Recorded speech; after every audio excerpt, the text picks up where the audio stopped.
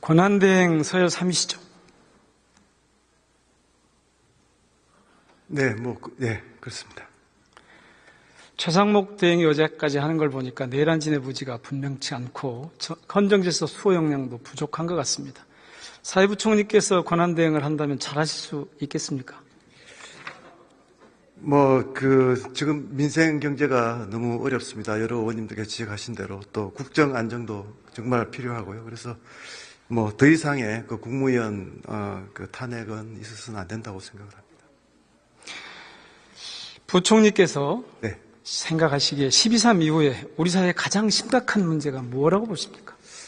저는 사회부총리로서 그 사회 갈등이 더 심화된 것을 굉장히 안타깝게 생각하고요. 그 사회 통합의 노력이 정말 필요하다고 생각합니다. 특히 그 중에서도 극우 파시즘의 바로 이에 따른 갈등과 혐오 그리고 폭력 이런 것들이 지금 중요한 사회 문제로 등장했죠. 저는 양극단이 다 문제가 크다. 정말 좀 중심으로 다 우리가 좀 다른 극단에 누가 있습니까? 구체적으로 제가 정치적인 문제는 언급하지 않겠습니다. 자, 저런 극우 파시즘 왜 준동한다고 보십니까? 이런 시기에. 어느 나라나 지금 세계적으로 정치적으로 좀 이렇게 양극단화가 일어나고 있는 것 같습니다. 미국도 그렇고 유럽도 그렇고 그래서 이런 부분을 이제 학자들이 지적을 할 때는 특히 이제 디지털 문화 이런 것들이 오히려 학정 편향을 강화시키고 그런 과정에서 좀 이 양극화가 더 강화되고 또 정치적인 권위에 대한 불신이 더 커지고 그렇게 되고 있는 것 같습니다. 그런데 우리 사회에서는 뜬금없는 비상계엄이 그걸 부추기고 있죠. 제가 계엄 상황에 대해서는 특별하게 언급할 위치에 있는 것 국무위원이신데. 네, 그 부분은 제가 사회부총리 또 교육부 장관으로서 언급하기에는 적절치 않은 것 같습니다. 좋습니다. 보수와 극우는 다르죠? 이걸 좀 알기 쉽게 국민들께 설명을 좀 해주십시오. 사회부총리시니까. 보수나 진보는 보수와 극우. 예, 극우 극자 다 어떻게 보면 좀 극단적인 성향의 정치 집단이라고 이렇게 볼 수 있겠습니다. 아니, 보수와 극우가 어떻게 다른지를 좀 설명을 해주시죠. 네, 보수와 극우도 어떻게 보면 극단적인 그런 성향이라는 점에서 차별화가 된다고 생각합니다. 아니, 보수는 법과 질서, 전통과 윤리 같은 것을 중시하는 보수주의 이념이 있는 거고 그걸 추종하는 세력들이고요. 극우 파시즘은 민주, 인권, 평등, 법치 같은 사회적 합의를 구성원들이 합의한 것을 그런 보편적 가치를 부정하는 세력 아닙니까? 그렇게 정의할 수 있겠죠. 예. 자, 그러면 헌정 질서를 무너뜨리고 친위 쿠데타를 시도하는 행위는 보수주의, 보수의 가치에 부합합니까? 그렇지 못합니까? 지금 현재 진행되고 있는 정치 상황에 대해서 제가 아니, 일반론적으로 말씀해 주세요. 언급이 적절하지 않은 것 같습니다. 어느 나라에서 친위 쿠데타가 일어났다 보수의 가치에 부합하냐고 묻습니다.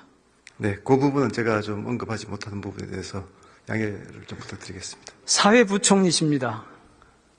설명하셔야 됩니다. 네, 사회부총리로서 지금 우리 사회의 양극화에 대해서 걱정하고 있다는 말씀으로 가름하겠습니다. 12.3 비상계엄 조치는 헌정 질서를 파괴하고 내란을 획책하는 극우적 형태 맞죠? 네, 그런 이제 구체적인 부분에 대해서는 제가 언급하지 않습니다. 말씀을 못 하시는 거죠? 알고 계시지만. 좋습니다. 네. 자, 이런 시기에 정부가 저는 대충 그냥 넘어가는 건 정말 위험하다고 봅니다. 이 시기에 정부의 기본적인 책무는 뭡니까? 무엇보다도 국정 안정이고 민생을 정말 살피는 거라고 생각합니다. 지금 고난 대행 체제이기 때문에 사실 여러분들이 걱정하시듯이 어렵습니다. 그렇지만 국무위원 한 명 한 명이 최선을 다해서 민생을 챙기고 또 국정 안정을 위해서 노력해야 된다고 생각합니다. 그걸 한마디로 요약하면 헌법을 수호해야 할 책무가 있는 거죠. 그렇습니다. 예, 헌법 가치이기도 합니다. 자, 그런데 대통령이 자신의 헌법 수호 책무를 배신하고 친위 쿠데타를 일으켰습니다. 이 사회부총리로서 좀 곤혹스러우시겠지만 12.3 비상계엄에 대한 진단과 평가를 좀 해주시죠. 계엄에 대해서는 동의하지 않고요. 또 판단에 대해서는 지금 법적 절차가 이루어지고 있기 때문에 온 국민이 다 봤는데도 판단을 못 하십니까? 법적인 또 절차가 진행 중에 있습니다. 그래서 그런 사안에 대해서는 또 국무위원으로서 말을 아껴야 된다고 생각합니다. 저는요, 이 친위 쿠데타가 우리 사회의 급격한 극우화의 결과라고 봅니다. 동의하십니까? 저는 뭐 양극화라고 생각을 합니다. 기본적으로는 극우 극자에 다 문제가 있다 이렇게 생각을 합니다. 자, PPT를 하나 보시겠습니다. 신진욱 교수라고 있습니다. 그분이 민주화 이후에 극우의 확장 과정을 4단계로 구분해서 분석한 자료입니다. 87년 이후부터요, 극우의 확장 과정을 초기적 조직화 단계, 대규모 조직화 단계, 극우의 대중화 단계, 그리고 극우의 주류화 단계. 극우의 주류화 단계가 바로 윤석열 정권의 등장 때라고 그렇게 설명하고 있습니다. 상당히 설득력이 제가 보기엔 있어 보이는데요. 동의하십니까? 이 분석에. 구체적인 그런 이론에 대해서 제가 특별히 언급할. 아니, 대한민국의 사회부총리로서, 그리고 사회과학자 출신으로서, 네. 국무위원으로서 말씀을 좀 해보시죠. 지금 제가 이 자리에 또 학자로서 서 있는 것이 아니고 국무위원으로서 있기 때문에. 국무위원으로서 말씀을 해보시죠.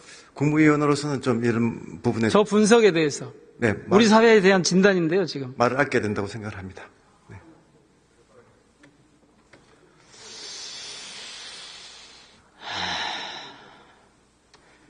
자, 지금요, 그 증거를 제가 한번 대보겠습니다. 검찰 독재 정권이 들어선 뒤에 요직 곳곳에 이른바 뉴라이트 인사들이 꽉 채워져 있습니다. 보십시오. 심지어는 저 뒤에 대한민국 국회 정부위원석에도 앉아있는 분들도 계세요. 부총리, 이 4단계가 도달하고 나면 지금 4단계를 지났는데 그 다음에 어떻게 진행될 것 같습니까? 저는 이 뉴라이트라는 것도 이렇게 지금 이제 지적을 하신 그 분들 여러분들이 계십니다만 저분들을 뉴라이트로 다 저렇게 규정을 하고 그렇게 하는 것이 옳은가? 우리 사회의 보편적 규정입니다.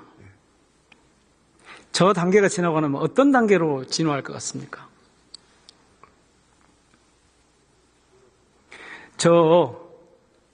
극우가 주류화 권력화했어요.